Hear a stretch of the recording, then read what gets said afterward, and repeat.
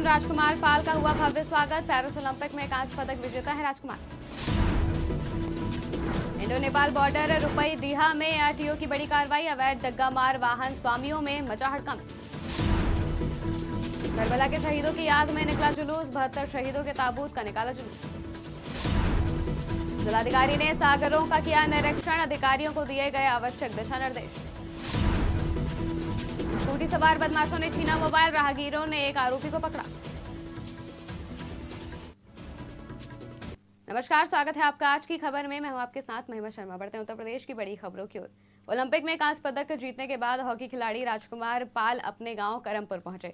राजकुमार ने कहा कि कभी नहीं सोचा था कि गांव के स्टेडियम से शुरू हुआ सफर ओलंपिक तक जाकर खत्म होगा, और ये भी बताया कि कैसे उनके दो सगे बड़े भाई भारतीय हॉकी टीम में शामिल नहीं हो पाए थे, जिसके बाद उन्हें भी हॉकी खेलने से मना किया गया था। पर भाइयों की हॉकी टीम में शामिल ना हो पाने की कसक ने हमेशा उन्हें आगे बढ़ने के लिए प्रेरित किया। जो हम लोग क्वार्टर फाइनल जो हम लोग की पहले तो तैयारी काफ़ी पहले से चल रही थी ओलंपिक की, मेडल लेके ही जाना है। तो एक टीम में और कोचिंग स्टाफ में काफ़ी उत्साह था कि मेडल लेके जाना है। जो हम लोग का क्वार्टर फाइनल था इंग्लैंड के साथ, वो हम लोग को रेड कार्ड हुआ, तो उस टाइम हमारी टीम काफ़ी मतलब दुगने स्पीड से खेलने लगी कि गार्ड वो हम लोग को उतना ज़्यादा डेंजरस नहीं था। जो रेड कार्ड नहीं बनता था वो येलो बनता था, बट वो रेड दे दिया।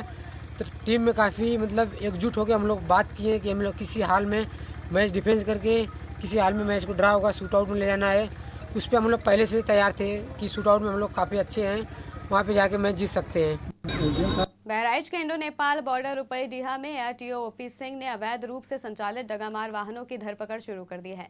आपको बता दें कि बहराइच नेपाल बॉर्डर रुपई डीहा से हर रोज कई यात्री बसों का संचालन होता है, जिसको लेकर आज उप जिलाधिकारी अश्विनी पांडे और एआरटीओ ओपी सिंह ने अवैध रूप से संचालित होने वाले वाहनों पर कार्रवाई की, जिसके चलते परिवहन अधिकारी ओपी सिंह ने बताया कि रुपई डीहा से चलने वाले कई वाहनों और टूर्स एंड ट्रेवल्स कार्यालय की जाँच की गई है।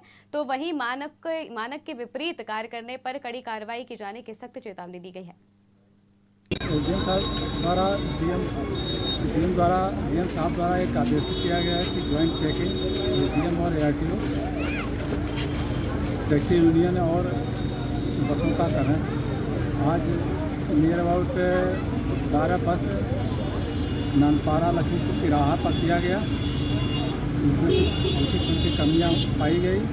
इसमें आरआई टेक्निकल को निर्देश दिया गया है कि वाहन फिटनेस करते समय फर्स्ट फायर और फर्स्ट एंड बॉक्स का ध्यान दें और सीटों का साफ सफाई डीएम साहब द्वारा ये करारी कौशाम्बी जिले के करारी कस्बे में रविवार को 72 ताबूत का जुलूस या हुसैन की सदाओं के बीच निकाला गया। मौलाना ने 72 शहीदों का जिक्र किया तो अज़ादारों की आंखें नम हो गई। ताबूतों की ज़ियारत करने बड़ी संख्या में औरतें और बच्चे करारी करबला पहुंचे।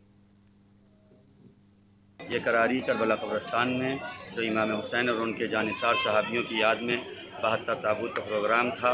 इसके ज़रिए से वफ़ादारी का संदेश, मानवता का संदेश हम तमाम दुनिया तक और ख़ुसूसन अपने मुल्क के लिए पहुंचाना चाहते हैं।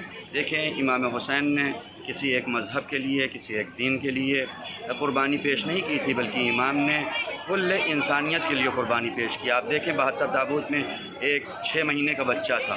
दुनिया का कौन इंसान है जो उस बच्चे के आगे गले पे तीर चला दे? लेकिन करबला में ये भी दिखा कि 6 महीने के बच्चे के गले पे तीर चलाया गया और उसे शहीद कर दिया गया। लेकिन खबर सिद्धार्थनगर से है, जहां जिलाधिकारी राजा गणपति आर ने भारत नेपाल सीमा से सटे अंग्रेजों के शासनकाल में बनाए गए सागरों का निरीक्षण किया और इन सागरों को विकसित कर इनमें पर्यटन की संभावनाओं को लेकर अधिकारियों के साथ चर्चा की।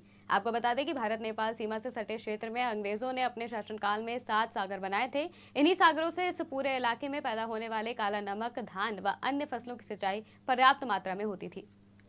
देखिए, जो जलाशय को निरीक्षण के लिए आज हमारा पर्यटन विभाग के साथ साथ और सिंचाई विभाग का साथ में आया हूँ। जो पहले से पर्यटन विभाग का माध्यम से मझौली सागर का हम लोग ने टेकअप किया, उसका पर्यटन के रूप में मतलब विकसित करने के लिए।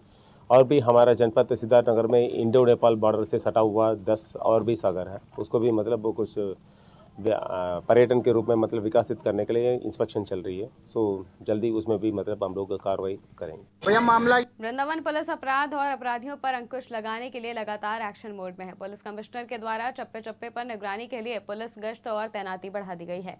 फिर भी बदमाशों के हौसले प्रतिदिन बुलंद होते नजर आ रहे हैं। बता दें कि ई रिक्शा में सवार युवक के साथ स्कूटी सवार 3 लोगों द्वारा मोबाइल छीनने का मामला सामने आया है। वहीं इस पूरे मामले में पुलिस ने स्कूटी सहित हिरासत में लेकर मामले की जाँच शुरू कर दी है। भैया मामला ये था कि हम लोग शाम के टाइम मार्केट के लिए निकल रहे थे, तो यहाँ से 1 किलोमीटर पीछे एक चलती ऑटो रिक्शा में से बैटरी वाली आदमी किनारे बैठ के वो अपना मोबाइल चला रहा था। ये 3 लोग स्कूटी से आए उसके बगल से और उसकी मोबाइल छीनने लगे। उस छीना झपटी में वो जिसका मोबाइल छीन रहे थे वो बंदा गिर गया और उसको लोग उठाने लगे। हम लोग अपनी मोटरसाइकिल से थे, हम लोग इसके स्कूटी के पीछे भागे कि इसको पकड़े। आगे आके यहाँ पे इस चौराहे पे उतने यहाँ पे एक बूढ़ी माता जी थी, उनका एक्सीडेंट कर दिया और वो यहाँ गिर गया, जिसमें से एक को तो हमने पकड़ लिया और बाकी 2 उसके साथी भाग गए।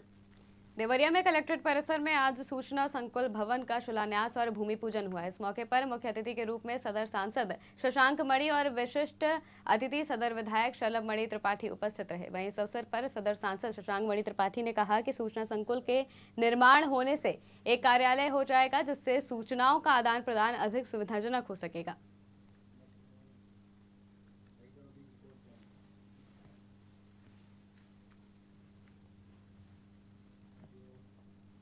कौशाम्बी से 15 साल की नाबालिग लड़की से दुष्कर्म का मामला सामने आया है। युवक ने पहले ब्लैकमेल किया, फिर उसके साथ दुष्कर्म की घटना को अंजाम दिया।